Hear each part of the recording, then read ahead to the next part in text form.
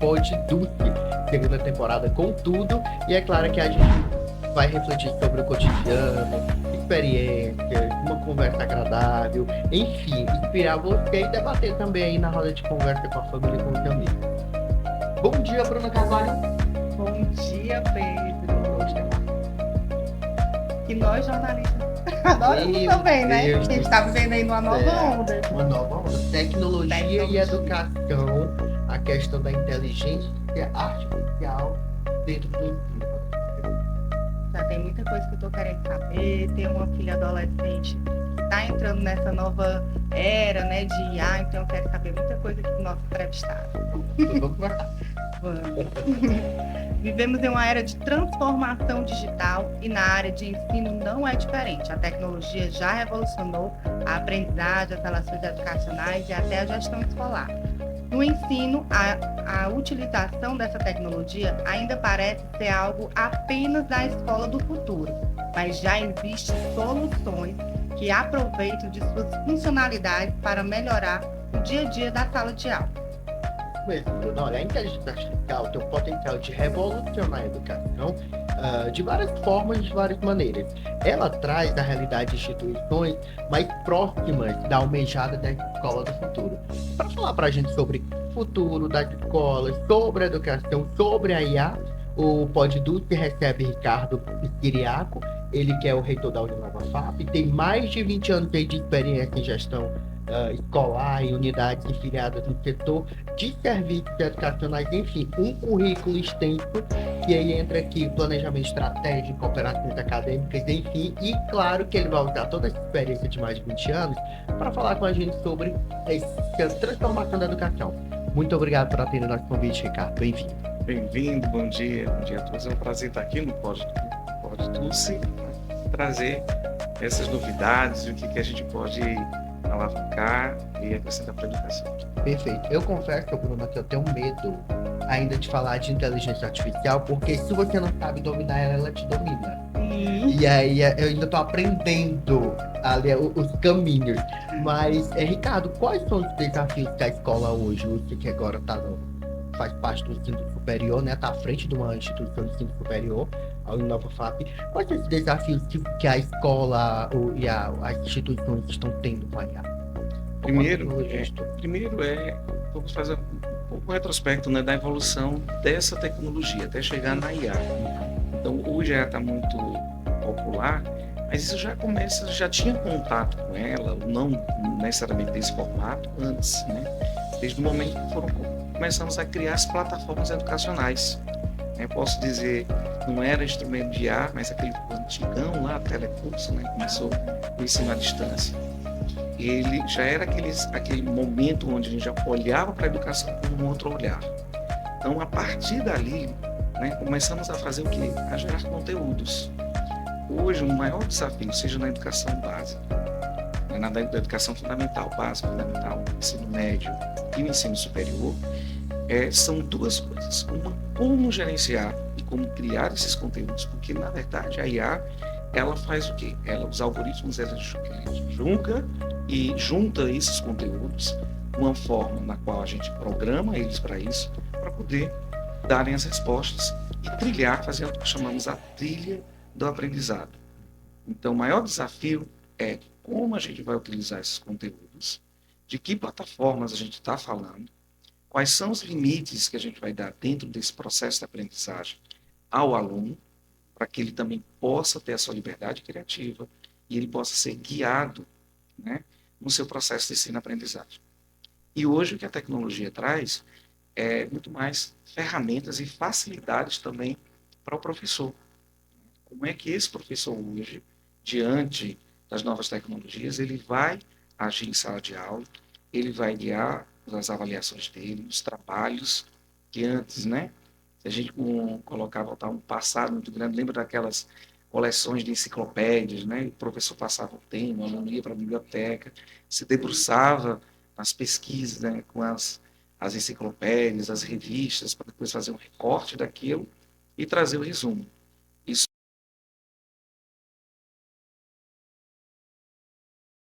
em sala de aula, ele é confrontado com uma informação que o professor dá um dado em sala, o aluno imediatamente com um celular com acesso à informação, ele já vai muito à frente. E até mesmo as gerações mudaram. Vocês têm ideia, a geração que nasceu esse ano de um dado científico, ela já vai, a IA já vai ser a realidade dela no futuro. Então, os bebês que estão nascendo a partir deste ano, não vai ter outra realidade fora. Não vai ver um mundo sem IA, sem a interface dessa geração com a IA. E aquele povo da SMS E aqui a chamada já foi. já foi, já muito. Gente, E outro, que eu fiquei agora perplexo com esse dado você da IA. vê Não tinha parado para pensar. lembro de uma propaganda, né, foi de um banco. Essa propaganda foi uma campanha, e isso foi baseado até numa pesquisa. E nessa campanha, eu não sei se vocês lembram, eles pegavam os equipamentos tecnológicos, né, os antigos, e entregando para gerações, e filmando as crianças e a reação das crianças. Por exemplo, aquele telefone de discar, que era um aparelho fax, ou que entregava uma fita, aquela fita de videocassete. Lembra dessa? Lembro. E a reação? Então, Uhum. quando a gente olha para essas gerações, e quando a gente estuda a evolução do mercado, tem uma outra propaganda que era muito interessante, uma pesquisa. Né? Os bebês, isso de 4 anos atrás, 5 anos atrás, você entregava para eles uma revista em papel, sem ver qual é a reação do bebê. A primeira reação do bebê, ele era apertar a foto, era tentar ampliar a foto, entendeu? Era fazer o upload, né? De passar dele assim. Mas os pais não ensinaram. São bebês assim, de um ano e pouco. Então, os da neurociência e os estudiosos já diziam assim, ali a gente tinha comprovação científica, já tinha nascido a geração digital. Ou seja, a informação dessa evolução digital já estava ali presente, ou seja, a revista de papel fazia sentido, entendeu? E isso era uma informação que já foi passada, né, pelos pais e tudo para aquele bebê, então a gente tinha comprovação, ou seja, do início de uma geração digital. Quando a gente vê isso do ponto de vista científico, você observa que a forma de aprendizagem da criança, do adolescente, dessas gerações são totalmente diferentes da nossa geração, da nossa época. E com isso há uma necessidade de se adaptar à maneira, à trilha de aprendizagem e também, posso dizer, à ensinagem. Como o professor ensina. Que complexo. Agora eu fiquei aqui pensativo, reflexivo. Ricardo, e quais são os desafios das escolas, das faculdades, das universidades na implantação da inteligência artificial? Hoje, nós já temos um conglomerado enorme de plataformas. Né? Primeiro é entender qual a necessidade daquela escola, né? Qual a plataforma que mais vai se adaptar e atender às necessidades. Hoje já temos assim, enorme, um vasto de ferramentas que as escolas podem utilizar. Então, do ensino básico, o ensino fundamental, você vai ter desde tecnologias de IA, que vai trabalhar com jogos, com aprendizagem mais lúdica e intuitiva, mas a base da IA, dessa tecnologia, por exemplo, para a educação, quando a gente olha essas plataformas, é um termozinho técnico que a gente chama de aprendizagem modelar, ou que a gente pode chamar de adaptive learning, ou aprendizagem adaptativa. Então, essas plataformas, elas começam a passar informações e dados para aqueles alunos.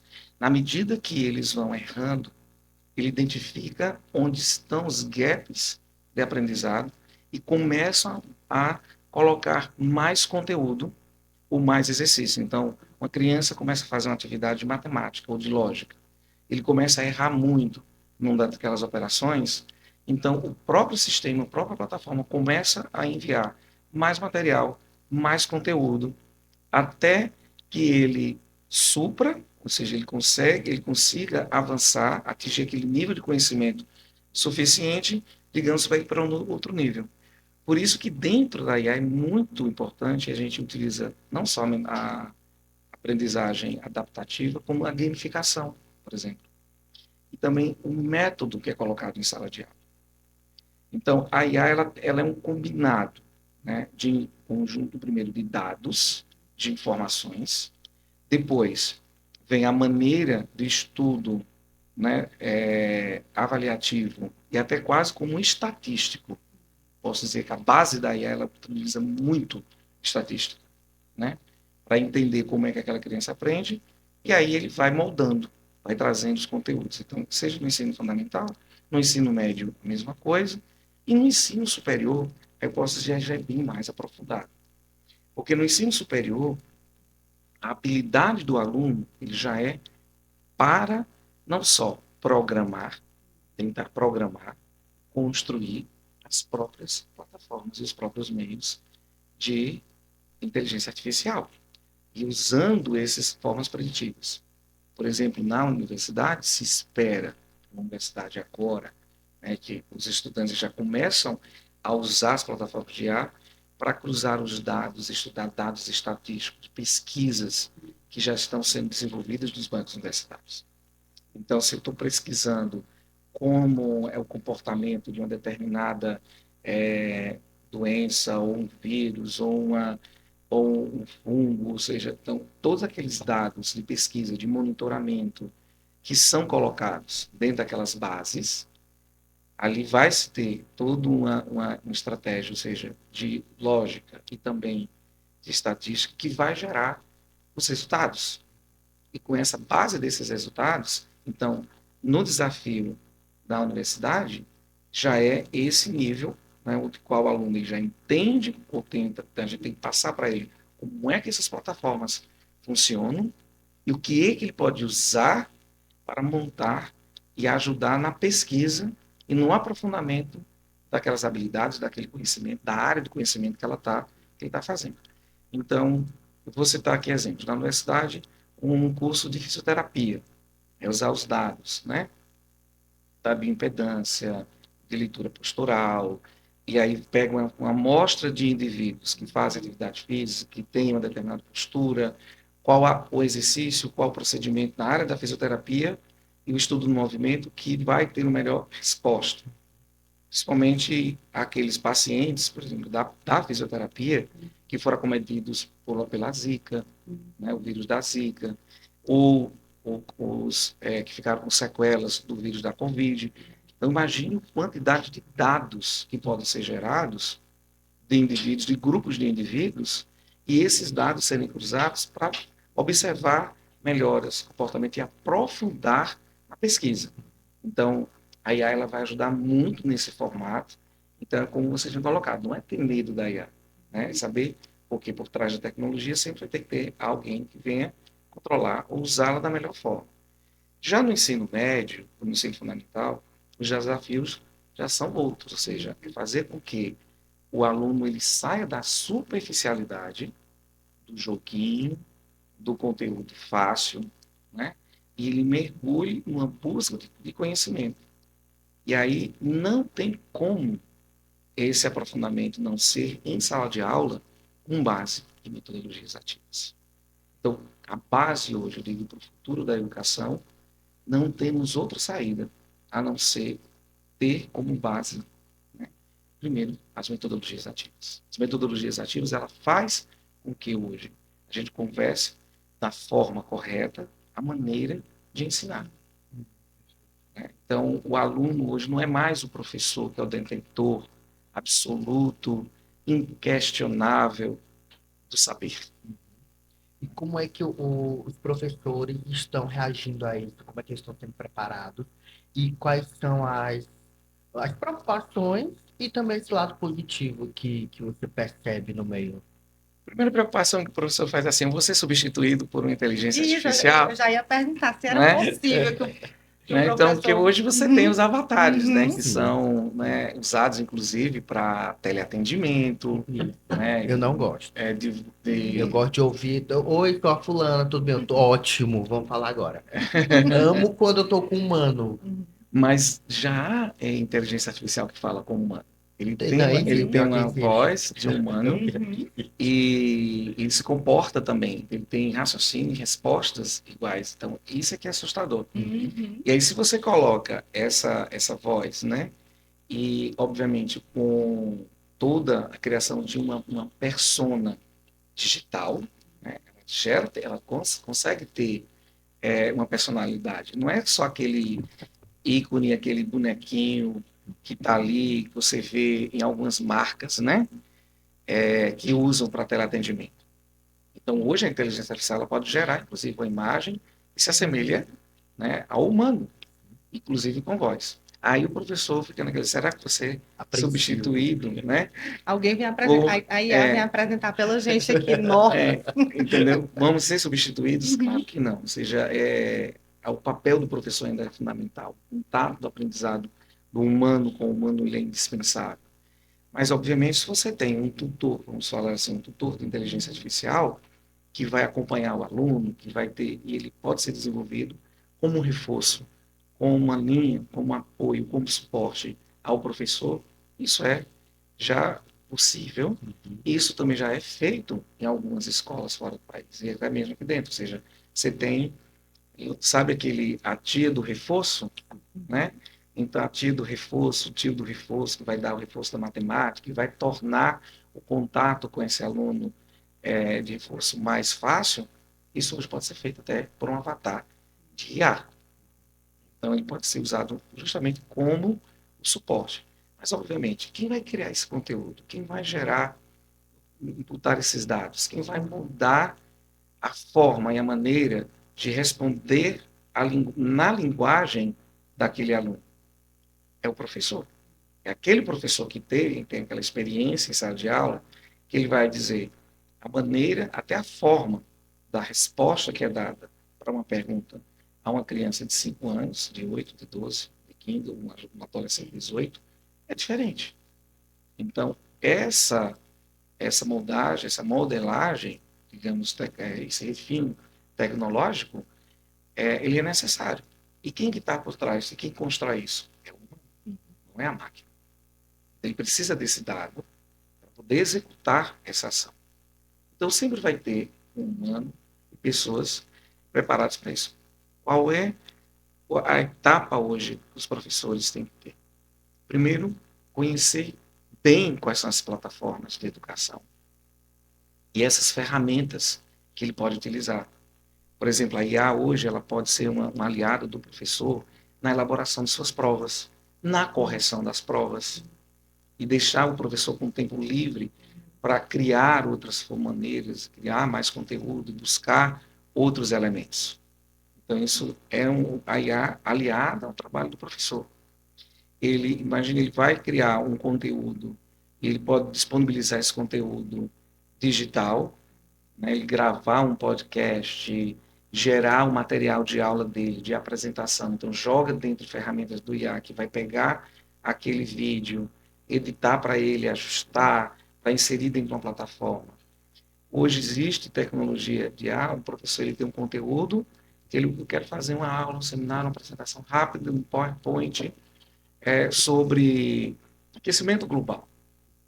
Isso é mais simples, ele ainda tem hoje plataformas que gera toda a apresentação em PowerPoint. No Canva tem tudo. No Canva, você vai lá, joga o tema, e ali ele vai colocando as informações. Então, isso é o papel que o IA vai trazer de ferramenta de suporte ao professor, né? E tantos outros. Para as escolas, as plataformas, né, de inteligência artificial não é somente a base que você vai trabalhar dos conteúdos, mas ela pode ser utilizada como monitoramento e o acompanhamento da evolução do aluno.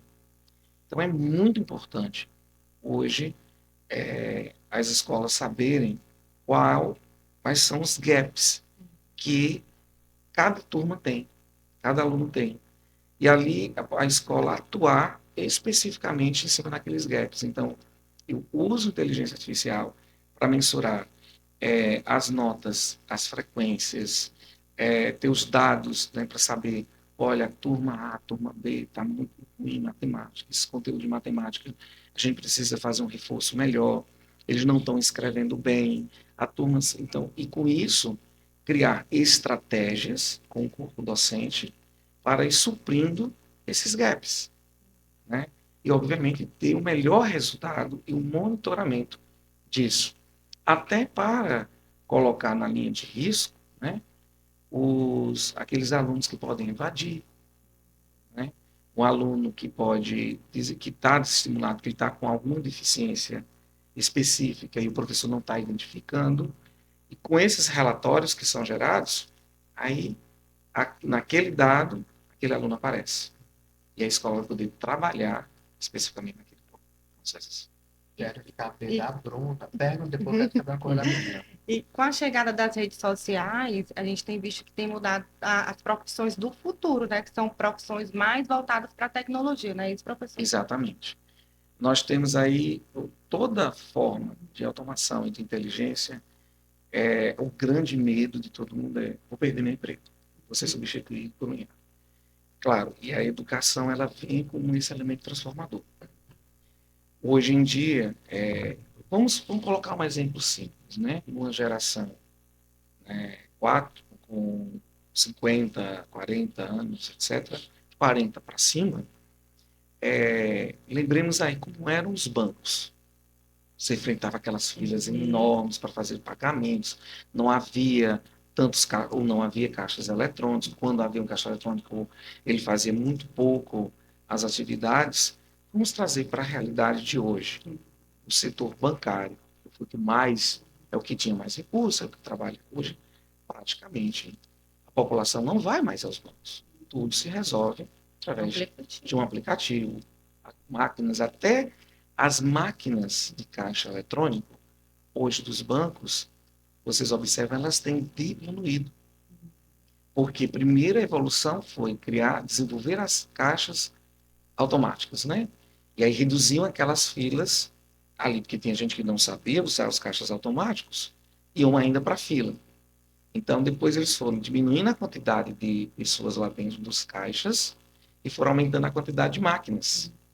Hoje, as agências eles estão reduzindo praticamente os caixas eletrônicos e tem dentro praticamente um número muito reduzido de profissionais. Mas o que acabou a profissão de bancário? Não. Hoje, um bancário, ele é muito mais relacionamento com o cliente. Ele vai dar ferramentas para o cliente de como ele poupar, de como ele investir. Ele tem que estudar muito mais outras habilidades, outras ferramentas, que não são meramente operacionais. Que antes era aquele caixa de pegar o dinheiro, pegar a conta, processar o pagamento do cliente. Exatamente. Então, a educação ela vai evoluir para quê? Para as profissões do futuro saber o que eu posso fazer nas profissões do futuro, que aquela parte operacional ela está deixando de existir, mas ela vai criar outras oportunidades de geração de emprego. Então, usando o exemplo do banco, né? Quantos empregos e postos novos não foram criados para o desenvolvimento dessas tecnologias, né? Programadores de software, cibersegurança, ou seja, para cada serviço que a gente faz, web design, que não era uma profissão que não existia, o que vai desenhar o aplicativo, o que vai trabalhar a segurança do aplicativo, o que vai mexer nas ferramentas de comunicação, o que vai usar as redes sociais. Até mesmo hoje, os próprios cientistas de dados que dão suporte para o gerente ele tem um conhecimento sobre aplicações financeiras, mas quem está monitorando esses dados o tempo inteiro do mercado financeiro? É uma gama de profissionais que utiliza esses dados, que desenvolvem. Então, aqueles bancários que antes faziam parte operacional, eles não deixaram, eles deixaram de existir e surgiu uma nova classe de profissionais e de trabalhadores que estão por trás, usando massivamente a tecnologia. Cheguemos hoje nos supermercados. Cada dia mais, Eu ia comentar, ontem eu estava na Americana e já tem ali timidamente 4 ou 5 caixas de autoatendimento. De autoatendimento. E apesar de ter 10 caixas para ter pessoas, sempre tem 1 ou 2 pessoas. Exato. Hoje em dia você vai lá, pega o produto, passa ali no caixa, paga e vai embora. Eu acho perfeito. Então, vai deixar de existir o operador de caixa de supermercado no futuro, ele praticamente vai ficar obsoleto se ele só Para auxiliar ali. Auxiliar ali. Mas o que vai ser construído atrás disso? Toda essa tecnologia para gerar aqueles tokens, a parte da logística, da reposição, O papelzinho, né? A bobina para poder tirar. toda essa parte que dá Vai necessitar suporte de algum. e a logística, ou seja, vão necessitar de profissionais mais capacitados. Uhum. E é onde vem o poder transformador da educação. E aí, onde eu venho logo com a pergunta que era para ser no final, mas pode entrar agora. É, qual a orientação ou qual é a dica que você dá para as pessoas de modo geral em relação a isso? Primeiro, aqueles que já concluíram o ensino superior, nunca parem de estudar, né? Sempre se atualizem, sempre vão buscar informações novas, façam pós-graduações. A quantidade, uma gama de cursos disponíveis e de plataformas disponíveis hoje no mercado, de forma gratuita, no ensino à distância, primeiro não para. O conhecimento nunca se esgota só com a formação. Até para que você possa entender quais são as tendências de mercado e o crescimento. Ah, Ricardo, mas eu sou minha profissão é uma área que ainda ela é muito manual, né? Ela é muito manual, mesmo assim, tem que continuar estudando. Vou colocar aqui um chefe de cozinha, cozinheiro. Sempre algo novo a se aprender e técnicas e ferramentas, e você vai encontrar isso dentro das plataformas. Então, uma técnica nova que alguém faz, imediatamente já publica dentro, seja os canais do YouTube, seja em plataformas de ensino, você tem acesso. Então, nunca, por mais que seja, pode ser o cozinheiro, pode ser a costureira, ela tem que estar sempre se atualizando, porque você vai encontrar sempre uma máquina nova, uma maneira nova de você fazer. Se você vai para a indústria de base, que é a construção civil, desde os estudos materiais e a dinâmica hoje de equipamentos tecnológicos para a construção mudaram. Hoje em dia você já vê, por exemplo, construções sendo, vou colocar, sendo impressas, né, na impressora 3D. Que aí são mecanismos que pegam um projeto e ele vai fazendo essa impressão com máquinas que vai jatear desde concreto, ferro, moldar, madeira, enfim, para poder desenhar as construções do futuro. Então, mesmo aquele, o ajudante do pedreiro, o mestre de obra, ele vai precisar estudar, se aperfeiçoar, conhecer essas novas tecnologias. O mais simples que seja, você vai para a agricultura, então, é uma É revolução. um campo que mudou muito, né? Uma área que Muito. evolui muito. E olha, assim, uma passagem em Israel com a Agrotech, nós estamos, assim, muito, muito atrasados. Apesar do Brasil ser o maior celeiro de produção de alimentos do mundo, né? Então, nós temos nossas dicotomias. Apesar de ser uma nação que mais produz alimentos no mundo, a gente ajuda a alimentação, né, de grandes gigantes como a China, né? Ela compra praticamente quase toda a nossa soja, isso é um dado, certo?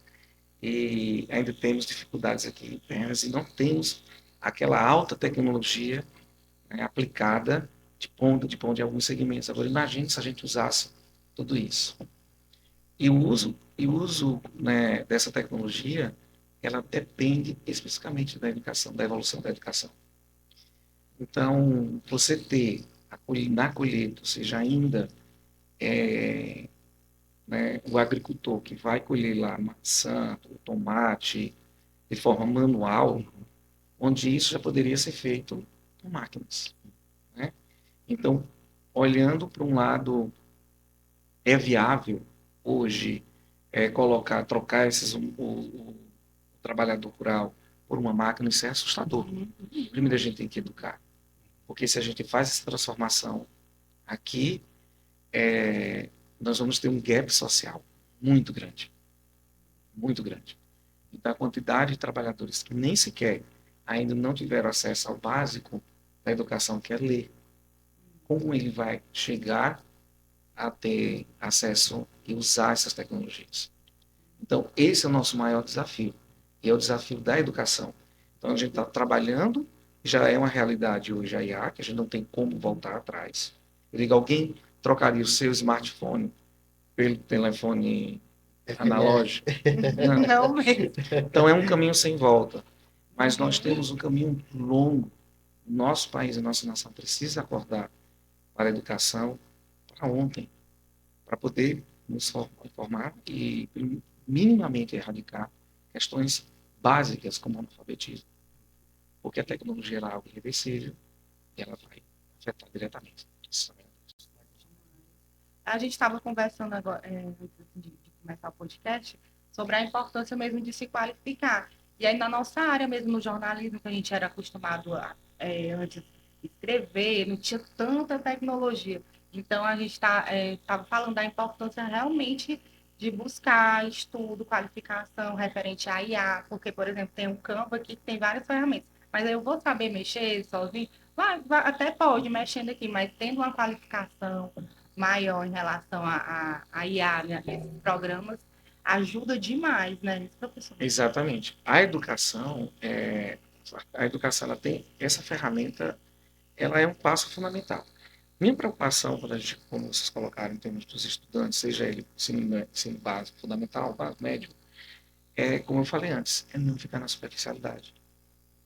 Porque o acesso à plataforma, por exemplo, aquele aluno que a mãe não está olhando se ele está fazendo a tarefa, né?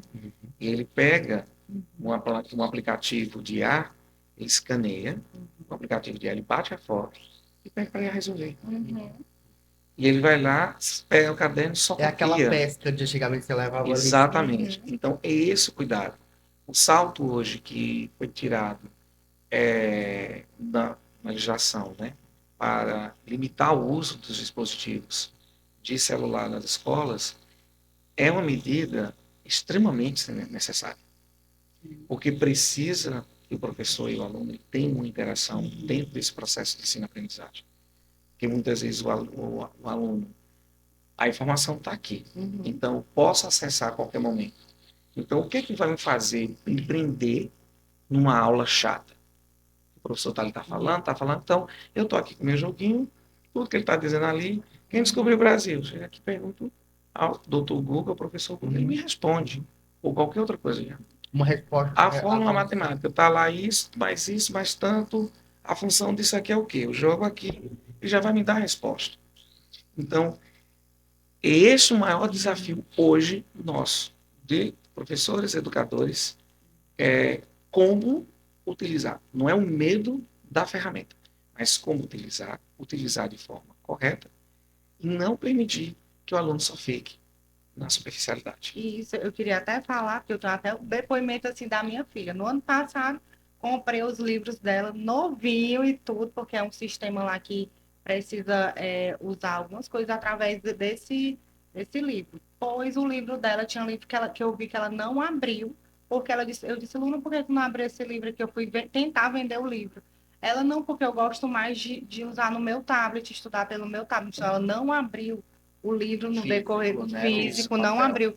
Aí eu disse, Luna, eu vou comprar teu livro usado. Esse ano ela, não, que não sei o que. Eu disse, pô, me dê seu celular, porque ela realmente não abriu, porque tudo ela pegava, estava acostumada no tablet dela, levava, só estudava pelo tablet. Orientações dos pais versus tecnologia. Exatamente. Porque como eu estou dizendo, nós estamos com esse gap de educação. Né? Há estudantes, né? Por exemplo, se você vai em escolas, junto na Dinamarca e outros que já utilizam metodologias ativas há bastante tempo, ela é uma referência, a Dinamarca. Portugal também é muito avançado com escolas com metodologias ativas. Então, o uso das metodologias ativas, ela não só molda a maneira, o problema é dado para o aluno resolver. Então, o professor ele cria uma forma, uma trilha diferente, no qual o aluno ele vai pela curiosidade, ele vai usando os meios tecnológicos para construir o aprendizado dele. Aí não teria nenhum problema lá ter o dispositivo. Vamos olhar, por exemplo, numa perspectiva de futuro, quando a gente vai tratando sobre um tema transversal, aquecimento global. É necessário mesmo para a gente produzir essa quantidade gigantesca de papel e destruir, né? Por mais que tenha plantações voltadas para a produção de celulose, onde você tem hoje dispositivos digitais em que essa nova geração já utiliza. Então, para que cada vez mais você vê as impressoras ficando mais obsoletas. Deve ser uma mudança, uma transição tecnológica que não tem volta. O que nós não como nós ainda estamos com um gap gigante, é fazer com que esse aluno e o professor saibam utilizar de forma correta a tecnologia. Eu não vou usar a tecnologia para fazer enquanto o aluno pegar para fazer, resolver a minha tarefa de casa. Mas é porque aquela tarefa de casa, será que ela foi feita ela foi pensada da forma correta? Ela foi planejada pelo professor pela forma correta? Né? Será que o uso dos meios, né, de pesquisa, de busca, de confronto, né, a oralidade e o confronto de ideias e a instigação da aprendizagem do aluno usando os dispositivos não seria atrelado a outras maneiras da metodologia ativa, trazer isso para a sala de aula não vai tornar mais eficiente? Então é um ponto a ser discutido, é o que todos os educadores estão debruçados em cima disso. Já caminhamos bastante, assim, tem um desafio gigante em encontrar. Eu acho que ninguém tem a resposta, a fórmula secreta receita. pronta, né? Exato. E a gente olha para as outras nações que estão mais avançadas, né? Apesar delas, as crianças elas estudarem praticamente em sala de aula só com o tablet, não tem mais, não carregarem livros, vão para laboratório, mas houve todo o processo até chegar lá. Nós ainda estamos muito atrasados nesse aspecto. O papo tá muito bom, mas infelizmente a gente vai ter que encerrar. Tinha até outras perguntas aqui, mas infelizmente o nosso tempo estourou. Obrigado, Ricardo, por nos Eu que atender. Obrigada. A gente vai ter que lhe chamar de novo, porque tem que dar continuidade nesse papo. Sim, tem muita coisa para falar Tem ainda, muita né? coisa para falar, Sim. Ricardo. Infelizmente a gente vai ter que encerrar, mas muito obrigado. Deixe as redes sociais para a gente poder acompanhar muito mais sobre essas informações. As informações. Bom, das redes sociais, né, que a gente pode colocar as plataformas que são mais conhecidas, né? A UD Academy, o próprio Gama, as próprias plataformas de inteligência artificial do Google para a educação, são ferramentas extremamente conhecidas, né, para explorar. O próprio chat GPT usado para a educação também tem especificidade. E dependendo da área que você quer aprender um idioma novo, o Duolingo, né, é uma ferramenta excelente para o Coursera, que tem uma quantidade enorme de cursos gratuitos, são plataformas, né, que podem ser acessadas para esse conteúdo. Perfeito. Eu vou assistir o podcast de novo para pegar todas essas ferramentas. Anotar as dicas. Anotar as dicas aqui. Se eu vou assistir você aí de casa também, eu tenho que assistir e anotar tudo. Foram dicas valiosas, viu, Ricardo? Eu agradeço. Obrigado, Ricardo. E olha, no @Casa do Santo Adulto, você encontra todas as atividades, todos os projetos, todos os trabalhos, inclusive como ser colaborador da Casa do Santo Adulto aqui na Zona Norte de Teresina. Portanto, @Casa do Santo Adulto, vai lá, siga, comenta, compartilha, fica à vontade. Bruna, brigadão. Até a próxima. Adorei nosso bate-papo. Incrível. Até a próxima.